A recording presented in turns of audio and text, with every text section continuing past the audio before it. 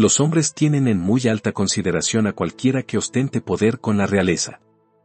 Si yo dijera, en relación a cualquier persona aquí presente, ese individuo tiene gran poder con la reina, muchísimos de ustedes se voltearían de inmediato para ver a esa persona. Quien tiene un gran poder con algún príncipe terrenal, puede estar seguro de que tendrá muchos aduladores a su alrededor, que le rendirán homenaje por causa del beneficio que esperarían obtener a través de su mediación. Pero, queridos amigos, qué mayor honor es todavía tener poder con el Rey de Reyes. El poder con los hombres podría ser algo malo, pero, qué bendición proviene del poder con Dios. Cómo ennoblece el alma del hombre que lo posee. Este hombre, Jacob, que tiene poder con Dios, es llamado Israel, un príncipe, pues lo es, solo que los príncipes no tienen una dignidad como la suya, a menos que tengan también poder con Dios, pues es un príncipe de Dios. Qué bendición tan completa debe ser tener poder con Dios, pues quien tiene poder con Dios tiene que tener poder con los hombres. Las criaturas deben someterse allí donde el Creador mismo ha cedido. Si puedes prevalecer con el Maestro, puedes estar seguro de prevalecer también con sus siervos. El hombre que tiene poder con Dios, está a salvo. Si Dios es por nosotros, ¿quién contra nosotros? Ningún arma que sea apuntada contra ese hombre puede prosperar, y más bien puede condenar a cada lengua que se alce contra él en juicio, pues teniendo poder con Dios, será capaz de plantar su pie sobre el cuello de sus adversarios y reinar sobre quienes se rebelan contra él. Un hombre así no puede estar necesitado. Si tiene poder con Dios, le contará acerca de sus necesidades, y todas ellas serán suplidas.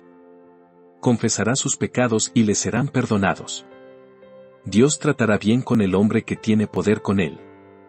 Hay aquí un rango tan amplio de bendición que no debo detenerme para tratarlo más extensamente. Si ustedes tienen poder con Dios, verán que esta es un arma que, como la espada encendida a la puerta de huerto del Edén, se revuelve por todos lados. También podría decir de él lo mismo que dijo David de la espada de Goliat: ninguna como ella, dámela. El lenguaje humano no puede expresar nunca ni la milésima parte del valor del poder con Dios. Y quiero que noten, primero, lo que este poder no puede ser, poder con Dios.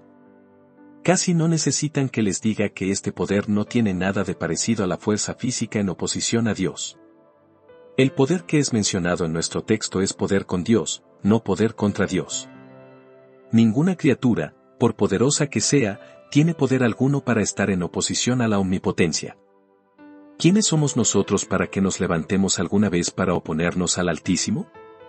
Que la estopa contienda con la fiera llama, o la cera con el calor abrasador, pero nosotros no contendamos con Dios. Si lo hiciéramos así, como la mariposa en la vela, seríamos totalmente consumidos. Los hombres más fuertes y altivos solo habrán de ser como hojarasca en el día de la ira de Dios. De hecho, pensar que el hombre tiene algún poder contra Dios es pura locura, pues no tenemos ningún poder en absoluto aparte de Dios. Existimos únicamente porque Él lo quiere.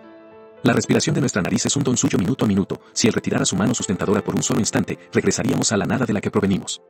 El hombre no tiene poder contra Dios. Oh, pecadores necios que le resisten, renuncien a esa batalla desigual. Los exhorto, delante de Dios, a que calculen el costo de una contienda con su hacedor antes de comenzarla. Lo mismo da que un tiesto dispute con quien lo moldeó, que ustedes, simples criaturas, contiendan con su Creador. Él los desmenuzará, como vasos de alfarero, en el día de su ira. Por tanto, sean sabios, y pongan fin a la pelea, y estén en paz con Él. Este poder con Dios tampoco quiere decir poder mental. Hay personas que parecieran exaltar su intelecto incluso por encima de Dios mismo. Es algo excelente ser dotado con poderes de argumentación y tener una aguda facultad de razonamiento, pero, al mismo tiempo, para algunas personas, estas son posesiones muy peligrosas. Conozco a ciertos individuos que dicen que nunca creerán aquello que no puedan entender. Si se adhieren a esa determinación, nunca creerán en su propia existencia, pues, en verdad, no pueden entenderla. Buscan demoler la palabra de Dios y las doctrinas del Evangelio con su ingenio sutil y su pensamiento profundo, pero es pura locura que la insensatez humana pretenda contender con la sabiduría divina. Que los hombres consideren que sus intelectos son un digno contrincante de la omnisciencia de Dios, equivale a la demencia llevada al punto culminante, pues lo insensato de Dios es más sabio que los hombres. Tanto la sencillez del Evangelio, que es muy sencillo, como la locura de la predicación, que en la consideración de algunas personas es total necedad, obtendrán la victoria, mientras que quienes se imaginan que son sabios resultarán ser necios. Hermanos y hermanas, no debemos intentar arguir nunca ningún caso en oposición a la voluntad de Dios, pues no podemos tener ningún poder con él de esa manera. Hemos de someter siempre nuestro juicio a la enseñanza de su palabra y conformar nuestra voluntad a su voluntad. Si pensáramos alguna vez que un cierto curso es el mejor, pero que fuera evidente, por la obra de la providencia de Dios, que Él no lo considerara así, no sostengamos ningún debate con Él ni por un instante, sino que debemos decir, como David, enmudecí, no abrí mi boca, porque tú lo hiciste. Si Dios hace algo, eso nos basta. Si Dios dice algo, eso nos basta. En vez de alegar y razonar, escrito está, o dijo Dios, nos deben bastar para dirimir cualquier dilema que concierna al cristiano. Es casi indispensable decir, en estos días de superstición, que nadie puede tener algún poder mágico con Dios, pues, si bien en estos tiempos la gente se sentiría avergonzada de confesar que cree en las artes mágicas, sin embargo, algo muy semejante a eso pareciera subsistir todavía en la humanidad. Las personas suponen que hay alguna eficacia en la mera repetición de ciertas palabras. Estoy seguro de que han de pensar así, pues no ponen su corazón en sus palabras, sino que están contentos si han galopado a través de una breve plegaria, o de alguna forma establecida de oración. Otra suposición es que la oración es mucho mejor cuando es ofrecida por un cierto individuo que es ordenado para esa labor especial, así que quienes están enfermos mandan a llamar a un oficial para que venga y ore por ellos. Yo he escuchado a menudo esa expresión, como si se pensara que dicha persona, cuando lee una oración de un libro, pudiera, por una suerte de magia, hacer bien al enfermo. Oh señores, las meras palabras ensartadas en una ristra, ya sea que estén en hebreo, en griego, en latín o en inglés, no sirven de nada delante de Dios. Es la expresión del corazón lo que él oye, y no deben imaginar nunca que haya alguna excelencia en un cierto arreglo de letras y sonidos, o que ciertos individuos, mediante el uso de estas palabras, pueden atraer de lo alto las bendiciones. Oh, no, Jacob no poseía ninguna abracadabra, ni talismán, ni magia, ni hechizo, ni encanto, y Dios no quiera que ustedes y yo seamos jamás semejantes paganos como para creer que hay poder alguno con Dios en tales cosas. Necedades de este tipo no pueden prevalecer ante Dios para que Él otorgue sus bendiciones. Él las aborrece por completo. Y, además, cuando hablamos de tener poder con Dios, no hemos de suponer que algún hombre pueda tener algún poder meritorio con Dios. Algunas personas han pensado que un hombre puede alcanzar un cierto grado de mérito, y que, entonces, recibirá bendiciones del cielo, si ofrece un cierto número de oraciones, si hace esto o siente aquello o sufre lo otro, entonces gozará de elevado favor con Dios. Muchos están viviendo bajo este engaño, y, a su manera, están tratando de conseguir poder con Dios por lo que son, o por lo que hacen o por lo que sufren. Piensan que alcanzarían poder con Dios si sintieran más el pecado, o si lloraran más, o si se arrepintieran más. Se trata siempre de algo que tienen que hacer, o de algo que han de generar en sí mismos, que deben traer delante de Dios, para que, cuando Él lo vea, diga, ahora voy a tener misericordia para contigo, y voy a concederte la bendición que imploras. Oh, queridos amigos, todo esto es contrario al espíritu del Evangelio de Jesucristo. Hay mucho más poder con Dios en el humilde reconocimiento de la condición pecaminosa, que en un jactancioso reclamo de limpieza, mucho más poder al suplicar que la gracia perdone, que en pedir que la justicia sea recompensada, porque cuando argumentamos nuestro vacío y nuestro pecado, estamos argumentando la verdad. Pero cuando hablamos de nuestra bondad y de nuestros actos meritorios, argumentamos una mentira, y las mentiras no pueden tener nunca algún poder en la presencia del Dios de la verdad. Oh, hermanos y hermanas, sacudamos por siempre de nosotros, como sacudiríamos de nuestra mano una víbora, toda idea de que, por alguna bondad nuestra que incluso el Espíritu de Dios pudiera obrar en nosotros, seamos capaces de merecer algo de las manos de Dios, y reclamar algo de la justicia de nuestro Hacedor como un derecho. 2. Ahora, en segundo lugar, investiguemos de dónde procede este poder. Si alguien preguntara, ¿cómo puede tener un hombre poder con Dios? La respuesta es, no es porque el poder esté en él, sino que puede tener poder con Dios debido a algo que está en Dios. Primero, el pueblo de Dios obtiene poder con él por causa del propio carácter de la naturaleza de Dios. Ustedes verán pronto lo que quiero decir. ¿Has visitado alguna vez a una familia sumida en las profundidades de la pobreza, encontrándola con unos cuantos harapos con los que duermen, sin nada en su alacena, con un niño moribundo por falta de alimento, su madre y su padre con semblantes decaídos, y te dicen que, en las últimas 48 horas no han comido absolutamente nada? ¿Y no sentiste que tuvieron poder sobre ti, de tal forma que no pudiste evitar socorrerles? Estoy seguro de que así ha sido, si tienes un corazón tierno y eres de un espíritu generoso y misericordioso. El poder que tienen sobre ti no se origina en sus riquezas, sino que es totalmente lo contrario, se origina en su pobreza. Su poder sobre ti no radica en que sean respetables y prósperos, sino que es todo lo contrario, ya que el poder sobre ti radica en que se encuentran sumidos en la abyecta miseria.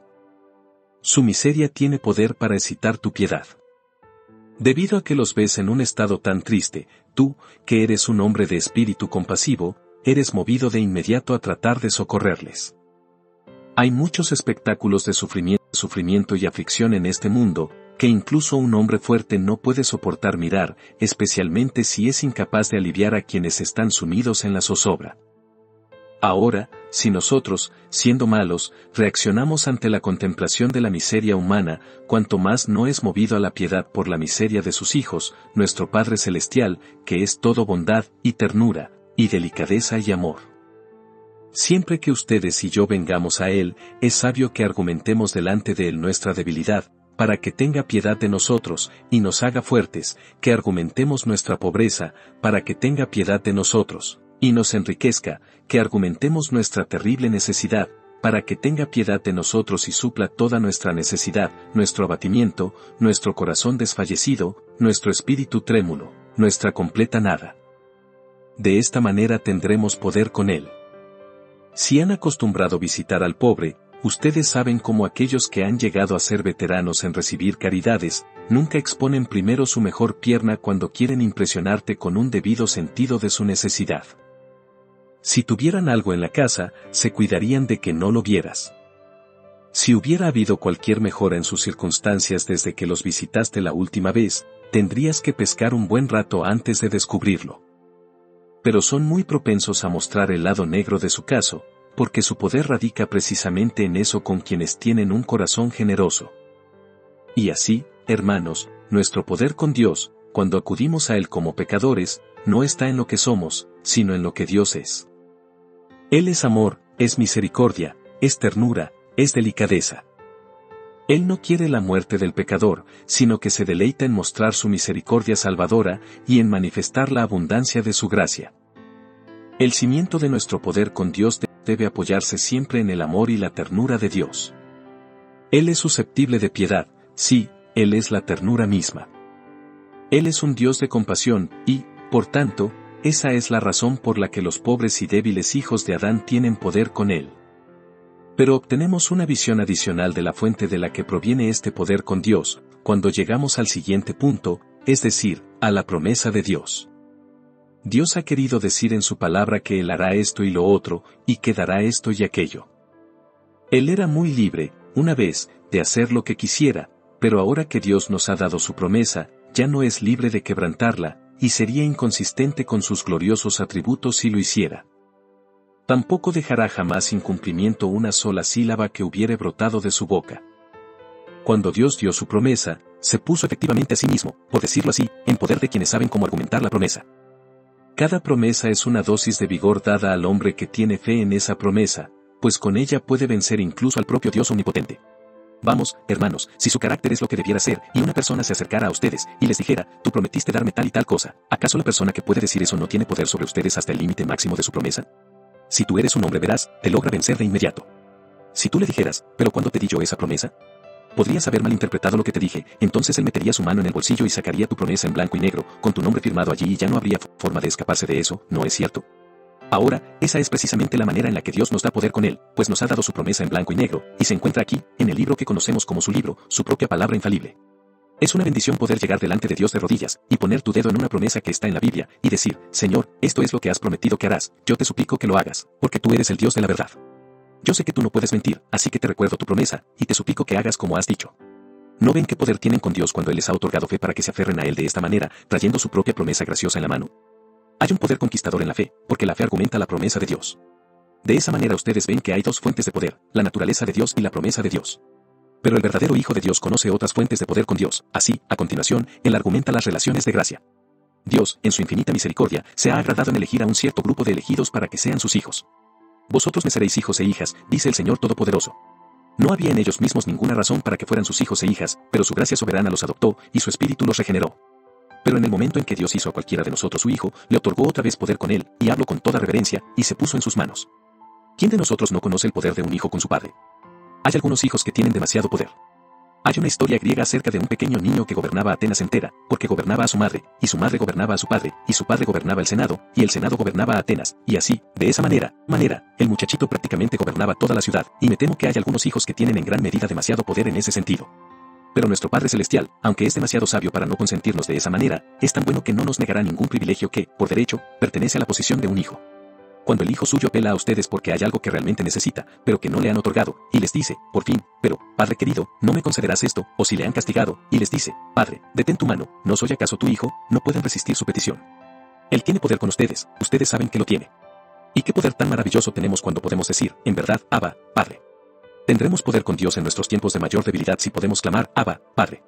No puedo olvidar nunca una cierta enfermedad que tuve, cuando fui atormentado con dolor, y fui muy abatido con angustia de espíritu por causa de la naturaleza del mal que me aquejaba, y me sentía impelido casi a desesperar una noche, hasta que me aferré a Dios, en una agonía de oración, y argumenté con él algo parecido a esto: si mi hijo estuviera sumido en una angustia como yo lo estoy, yo le escucharía, y le aliviaría si pudiera. Tú eres mi padre, y yo soy tu hijo, entonces, ¿no me tratarás como a un hijo? Casi al instante que presenté ese argumento delante de Dios, mi dolor cesó, y caí en un dulce sueño del que desperté con un Abba, Padre, en mis labios y en mi corazón. Yo creo que este es un argumento invencible, porque, cuando Dios se llama a sí mismo Padre, lo dice en serio. Hay algunos padres, en este mundo, que no actúan para nada como deberían hacerlo los padres, deberían sentirse avergonzados, pero eso no se dirá nunca de nuestro Padre Celestial. Él es un verdadero Padre, y tiene entrañas de compasión para con sus hijos, y no aflige ni lastima voluntariamente a los hijos de los hombres, y cuando sabemos cómo apelar a su paternidad, prevaleceremos con Él. Además, queridos amigos, el poder que tenemos con Dios proviene también de sus acciones pasadas. Miren lo que ha hecho por su propio pueblo. Primero, Él lo escogió. Bien, entonces, como Él lo escogió, no puede desecharlo, porque Él es un Dios inmutable, como Él hizo su elección, la mantiene. Pablo pregunta, ¿ha desechado Dios a su pueblo? Y él responde a su propia pregunta, no ha desechado Dios a su pueblo, al cual desde antes conoció. Eso es lo que no ha hecho nunca. Luego, además de elegirnos, Él también nos ha redimido, y después de que nos redimió de la destrucción por la sangre de su Hijo, ¿puede permitir que nos perdamos? Podría pagar por nosotros tal precio, y, sin embargo, desentenderse de guardarnos hasta el fin? Eso no puede ser.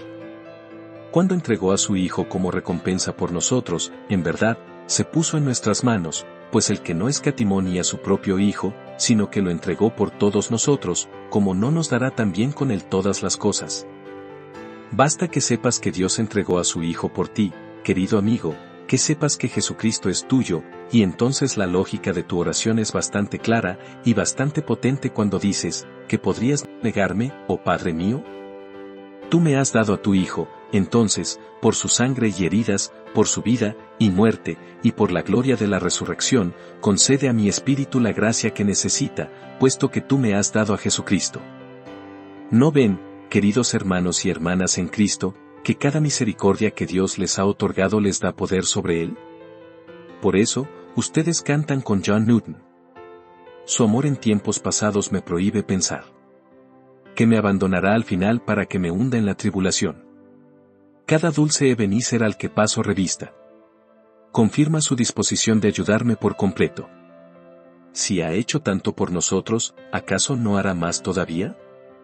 ¿Acaso cada bendición que es otorgada por Dios no nos llega con este mensaje de su boca? Vendrán más cosas todavía, y no podemos estar muy seguros de que Él, que nos ha bendecido ahora durante 40 años, o durante 50, 60, 70, y veo a algunos que han sumado 80 años, y que han tenido la bendición de Dios todo el tiempo, entonces, ¿acaso no se ha comprometido y obligado, por todos estos años de favor y misericordia, a bendecirles incluso hasta el final? Ciertamente así es. 3. Ahora noten, en tercer lugar, cómo puede ser ejercido este poder con Dios por los cristianos. ¿Qué forma toma el poder con Dios? Por supuesto que toma la forma de la oración. Oración. Los cristianos ejercen el poder que tienen con Dios cuando se acercan a Él para pedir bendiciones para ellos y para otros, pero no todo el que ora tiene poder con Dios, o sabe cómo usar el poder que realmente existe. ¿Cuál es la gente que tiene realmente poder con Dios? Les diré. Primero, este poder es ejercido por quienes son profundamente sensibles de su propia debilidad.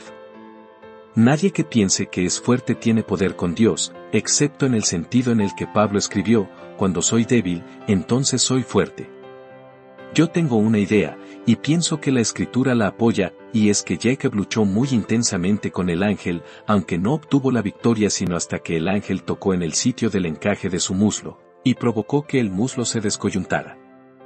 Entonces, cuando Jacob no pudo estar más de pie, al momento de caer se aferró con toda su fuerza al ángel como si quisiera derribarlo también ya que debía caer, y el peso de Jacob era mayor aún porque no podía estar de pie.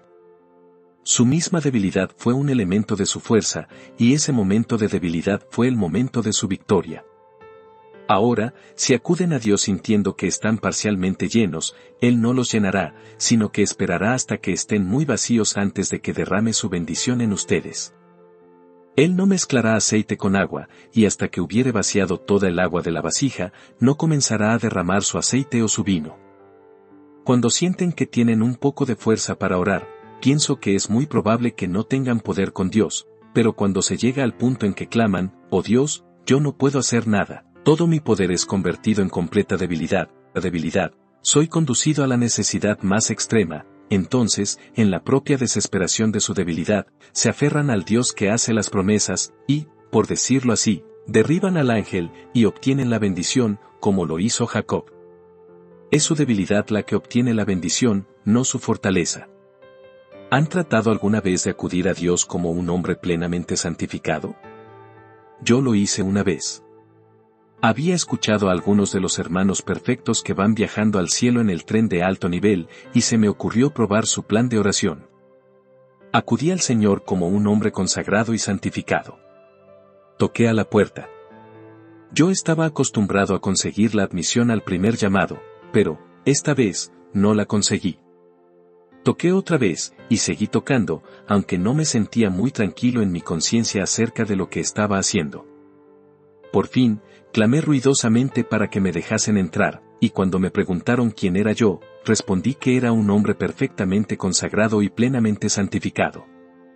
Pero ellos replicaron que no me conocían. El hecho era que nunca me habían visto antes en ese carácter. Por fin, cuando sentí que tenía que entrar y tenía que alcanzar una bendición, toqué otra vez, y cuando el centinela de la puerta preguntó, ¿quién anda allí?, respondí, yo, soy Charles Spurgeon, un pobre pecador que no tiene ninguna santificación o perfección propias que argumentar, pero que confía únicamente en Jesucristo, el Salvador de los pecadores. El portero dijo, «Oh, ¿eres tú, no es cierto? Entra, te conocemos lo suficiente, te hemos conocido todos estos años», y, entonces, entré directamente. Yo creo que esa es la mejor manera de orar, y la manera de tener éxito. Cuando vistes tus mejores galas y llevas tus altos moños es cuando el Señor no te conoce, cuando te hayas quitado todo eso, y acudas a Él tal como acudiste al principio, entonces puedes decirle. Siendo una vez un pecador cercano a la desesperación. Busque tu propiciatorio por medio de la oración. Entonces misericordia oyó, y lo libertó. Señor, esa misericordia me tocó a mí. Y yo soy ese pobre publicano, que no se atrevía ni siquiera a alzar los ojos al cielo, sino que se golpeaba el pecho, diciendo, Dios, sé propicio a mí, pecador, y descendió a su casa justificado, antes que el hermano que está allá, que habló muy altivamente acerca de la vida muy enaltecida, pero que descendió a su casa sin una bendición. Sí, hermano mío, tú eres fuerte cuando eres débil, y eres perfecto cuando sabes que eres imperfecto, y estás más cerca de el cielo cuando piensas que te encuentras más lejos. Entre menos te estimes a ti mismo, más alta es la estima de Dios hacia ti. Además, para tener poder con Dios, debemos tener una fe simple. Nadie que dude puede prevalecer con Dios. La promesa no es para quien es irresoluto, pues Santiago dice, no piense, pues, quien tal haga, que recibirá cosa alguna del Señor. El hombre que obtiene la bendición es el que cree plenamente en la promesa de Dios, y que cree en ella de tal manera que actúa de acuerdo a esa fe.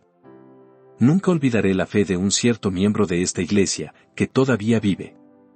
Hace como 18 o 19 años, yo estaba, en verdad, gravemente enfermo. La mayoría de la gente pensaba que me iba a morir, pero, una mañana, muy temprano, este buen hermano vino a mi casa y solicitó ver a mi esposa. Era justo al amanecer, y cuando ella lo recibió, él le dijo: he pasado toda esta noche luchando con Dios por la vida de su esposo. No podemos permitirnos perder a nuestro pastor, y estoy seguro de que él vivirá, así que pensé que caminaría hasta aquí, para decirle esto. Muchas gracias, le respondió mi esposa. Estoy muy agradecida por sus oraciones y por su fe. No es cualquiera el que puede orar a Dios así, y fallamos en obtener las bendiciones que buscamos porque no oramos de esa manera. Pero, queridos hermanos y hermanas, si creyéramos en Dios, tal como creemos en nuestros amigos, si tuviéramos la misma confianza en Dios que le brindamos a nuestros esposos y a nuestras esposas, ¿cuán potentes seríamos en la fe? Él merece 1000 veces más confianza de la que podamos depositar jamás en el mejor de nuestros parientes o amigos, y si tuviéramos fe en sus promesas, prevaleceríamos con certeza. Si confían en Él, no les fallará. Es posible que incluso un buen hombre le falle al que confía en Él, pero es completamente imposible que Dios le falle al alma que ha confiado en Él.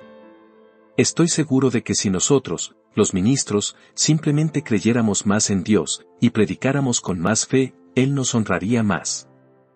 Me imagino que si Dios nos diera bendiciones de Pentecostés, se vería que muchos de nosotros no estamos listos de ninguna manera para recibirlas.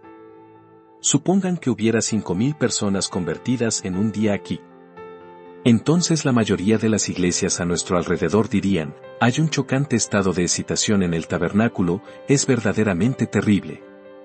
Los hermanos muy centrados sentirían que nos habríamos unido al arminianismo, o a algún otro error, y yo pienso que algunos de ustedes dirían, muy tristemente: oh Dios mío. Dios mío. Dios mío. Nosotros en verdad esperamos que perseveren. El primer pensamiento que sería provocado en muchas mentes cristianas sería el de sospecha. Estoy seguro de que si reportáramos que, en cualquier lugar de Inglaterra, 3000 personas fueron conducidas a conocer al Señor en un día, no habría un cristiano en un grupo de 10 que creyera que tal cosa fuera posible, y no habría uno entre 100 que pensara que fuera verdad, y, nosotros, los ministros, pensaríamos de manera bastante parecida.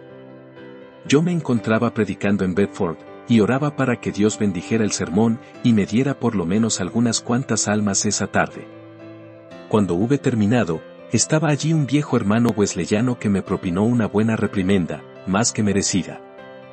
Él me dijo: yo no dije amén cuando tú pedías por la conversión de unas cuantas almas, pues pensé que estabas limitando al Santo de Israel.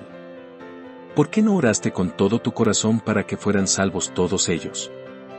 Yo sí lo hice, agregó, y esa es la razón por la que no dije amén a tu mezquina oración. Con frecuencia se da el caso que nosotros, los predicadores, no honramos a Dios pues no creemos que Él dará grandes bendiciones, y, por tanto, Él no nos honra dándonos esas grandes bendiciones. Pero si nos mantuviéramos adheridos a la verdad, y tuviéramos una confianza más firme en que la palabra de Dios no regresará vacía a Él jamás, Él haría cosas muchísimo mayores por nosotros de las que hubiere hecho hasta ahora. A este sentido de nuestra propia debilidad y nuestra plena fe en Dios, debemos agregar la sincera atención a su palabra. Hermano, no puedes esperar que Dios te escuche si tú no quieres escucharle, y cuando le pides a Dios, no debes imaginar que Él te dará lo que le pidas si tú no le das lo que Él te pide. Si un hombre ama el pecado, sus oraciones no pueden prosperar con el Dios de santidad.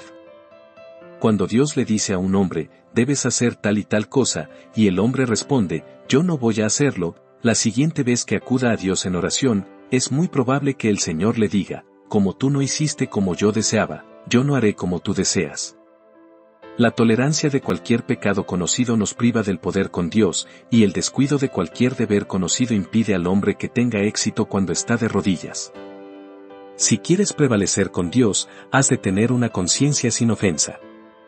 Deben acudir delante del Señor confesando su pecado, y diciendo, oh Señor, ayúdame a hacer tu voluntad en todas las cosas. Estoy perfectamente dispuesto a hacerlo, y deseo ser tu siervo leal y obediente en todas las cosas. Si hicieran eso, descubrirían que cualquier cosa que pidieran con fe en la oración, la recibirían. En adición a todo lo que he dicho, el hombre que ha de prevalecer con Dios debe ser un hombre que es terriblemente decidido. ¿Qué hombre tan decidido fue Jacob en aquella noche de lucha? Qué grandiosa expresión fue aquella: no te dejaré, si no me bendices. Por decirlo así, las oraciones frías, en efecto, le piden a Dios que no las escuche. Cuando oran por alguna cosa, si no presentan su petición con sinceridad y fervor, no pueden esperar que el Señor los escuche. Algunas personas, cuando oran, se asemejan a los niñitos de las calles, que tocan al pasar una puerta, y se escabullen, pero el hombre que ora rectamente, se aferra a la aldaba de la puerta de la misericordia, y toca, y si no hay respuesta, toca una y otra vez, y si todavía entonces no hay una respuesta, vuelve a tocar, y otra vez, y otra vez, y otra vez, y otra vez, y entre más tenga que esperar, más ruidosamente vuelve a tocar hasta que, por fin, pensarías que iba a tomar por asalto la casa, y que haría saltar los postes de las puertas de sus lugares, ya que toca tan fuerte. Ese es el tipo de hombre que tiene éxito con Dios, el hombre que no deja ir al Señor mientras no le bendiga. Las oraciones de John Knox hicieron descender sobre Escocia muchas copiosas bendiciones porque eran las oraciones de un hombre cuyo corazón estaba encendido con sagrada decisión y que oraba con toda su alma y espíritu. Nuestro propio Señor Jesús dijo: el reino de los cielos sufre violencia, y los violentos lo arrebatan. A todos estos requisitos para el poder con Dios hemos de agregar la santa importunidad. Luchar no es solo asir a un hombre, para luego dejarle ir. Me pregunto cómo asió Jacob a aquel hombre que luchó con él hasta que rayaba el alba. Les garantizo que lo aferraba con firmeza, y me parece que, algunas veces se trataba de trabajo de las piernas, y, luego, de trabajo con el brazo, y, luego, de trabajo con la cintura, pues, cuando los hombres luchan con firme decisión, todos sus nervios, y músculos, y huesos y todos los miembros del cuerpo son ejercitados. Eso debe de haber sucedido con Jacob aquella noche, que se mantuvo aferrando firmemente al ángel y diciendo en su alma si no es que con sus labios: tengo la intención de quedarme contigo toda la noche y luchar hasta que raye el alba. Y, por tanto, la bendición le fue dada porque prosiguió esforzándose por conseguirla. Hay algunas misericordias que no serán otorgadas nunca, excepto como respuesta a la oración perseverante e importuna. Oh, hermano o hermana, si sabes cómo seguir argumentando, tú eres quien tiene poder con Dios. Serás llamado Israel si puedes pasar la noche entera en una importunidad creyente, humilde, determinada y resuelta. La bendición debe venir, si sientes que no puedes prescindir de ella, porque quieres que te sea otorgada para la gloria de Dios. Y, queridos amigos, hay gran poder con Dios cuando, en la oración importuna, llegamos al final a un ruego lloroso. En Oseas 12:4, el profeta nos informa que Jacob venció al ángel, y prevaleció, lloró, y le rogó. Moisés no nos dice eso en el libro de Génesis, pero Oseas tenía también la inspiración del Espíritu Santo, y nos da esta interesante descripción sobre la lucha de Jacob, que lloró. Me parece ver al patriarca cubierto de sudor por causa de sus grandes esfuerzos en la lucha, pero, en adición a eso, su corazón está quebrantándose en su interior, y él está suspirando y clamando todo ese tiempo, y las ardientes lágrimas están cayendo en la mano del ángel, y pienso que fueron las lágrimas las que finalmente obtuvieron la victoria. Ustedes recuerdan que, cuando nuestro Señor Jesucristo se encontraba en el huerto de Getsemaní, ofreciendo ruegos y súplicas con gran clamor y lágrimas al que le podía librar de la muerte, fue oído a causa de su temor reverente, y el hombre que sabe cómo llorar, si no con un llanto, si con lágrimas espirituales, el hombre cuya alma se ve incitada a una apasionada agonía de deseo, es el hombre que tiene poder con Dios. Si tuviéramos miembros de ese tipo en esta iglesia, yo creo que contamos con muchos miembros que realmente lloran por las almas de los pecadores. Son los hombres y mujeres que harán descender la bendición en respuesta a sus oraciones y lágrimas. Hermanos y hermanas, si tienen el hábito de llorar por sus hijos inconversos, y, en sus súplicas a Dios por su salvación, tienen la costumbre de llorar a menos que venga la bendición, pueden tener la seguridad de obtener la bendición tarde o temprano. Ustedes son precisamente la fuerza de la iglesia, son los salvavidas de la iglesia, y Dios otorgará con certeza innumerables bendiciones en respuesta a esas oraciones y lágrimas suyas. Que tengamos muchos miembros con ese perfil, pues son gente que tiene poder con Dios. 4. Concluyo notando brevemente qué uso se le puede dar a este poder. Siempre que es otorgado este poder con Dios, atraerá muchas bendiciones de lo alto sobre la persona que lo posee, y también la convertirá en instrumento de gran bendición para los demás. Mi tiempo casi se ha agotado, así que solo voy a reflexionar sobre el segundo punto. Abraham era un hombre que tenía poder con Dios, pero por allá estaba Lot viviendo en Sodoma, justo como muchísimos cristianos profesantes lo están haciendo hoy día. Espero que sean pueblo de Dios, pero no puedo entenderlos. Les gustan las diversiones mundanas, y gozan con la conversación mundana, son como Lot en Sodoma. Me pregunto cómo pueden soportar esa atmósfera asquerosa en la que viven. A menudo he repetido que la gracia de Dios puede vivir donde yo no puedo vivir. Hay algunas personas con las que no me gustaría convivir, y, sin embargo, confío que la gracia de Dios está en ellas, al menos, así lo espero, y no debo juzgarlas. Pero, queridos hermanos, si alguna vez esa parte de la iglesia que es como Lot en Sodoma obtiene una bendición, tiene que ser por medio de ustedes, que son como Abraham, y tienen poder con Dios.